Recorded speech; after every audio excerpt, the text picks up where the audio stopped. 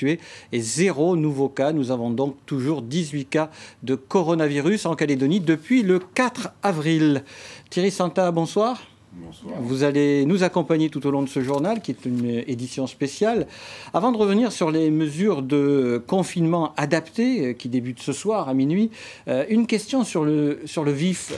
Au sein de votre gouvernement, aujourd'hui, Philippe Germain, dans un communiqué, vous demande, je cite, de surseoir en urgence à la politique active de rapatriement que vous avez mis en place. Que lui répondez-vous ? Je suis un peu surpris par ce communiqué que j'ai constaté comme vous aujourd'hui, quand on sait que ça fait au moins 4 semaines, pratiquement un mois, que c'est le sujet essentiel de toutes nos rencontres de collégialité que nous avons tous les jours, à l'exception du dimanche. Tous les jours, le gouvernement collégial se réunit à 16h30 et parle en particulier de cette question des procédures de rapatriement de nos concitoyens. La décision, elle date, je le dis, déjà depuis au moins 4 semaines, de maintenir ce rapatriement, ou de reprendre plus exactement ce rapatriement, puisque chacun d'entre nous avait à l'esprit nos valeurs fondamentales. Je l'ai dit dans un de mes discours, de républicaine, océanienne, chrétienne, et en particulier cette valeur de solidarité qui nous caractérise et d'entraide. Et cette différence affichée. Et donc sur la base de ce constat de partage de ces valeurs, la décision a été prise de procéder au rapatriement de tous les Calédoniens bloqués à l'extérieur. Tous les Calédoniens qui vivent normalement ici en Nouvelle-Calédonie. Et juste permettez-moi de rappeler tout le process quand même. Mais rapidement, c'est quand même une différence affichée. Est-ce que c'est pas un couac quelque part ? C'est pas un couac, mais laissez-moi terminer, parce que vous allez comprendre pourquoi cette décision a été prise et comment elle a été surtout mise en œuvre. Au-delà de cette valeur de solidarité et de rapatriement de nos gens, on parle de nos enfants, de nos familles, de nos amis, du personnel de santé qui va traiter le problème si par malheur une crise apparaissait, une épidémie apparaissait, ce que nous évitons au maximum. Mais pour permettre cela, il fallait par contre en face garantir absolument la sécurité sanitaire des Calédoniens. Et là, donc, tout un processus a été mis en place.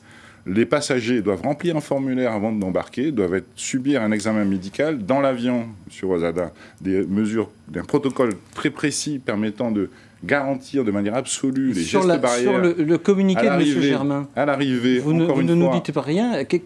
Laissez-moi terminer, s'il vous plaît. À l'arrivée, à nouveau, un contrôle médical, un protocole également très strict dans le transport jusqu'à l'hôtel, et enfin, donc, une mise en confinement dans les chambres d'hôtel.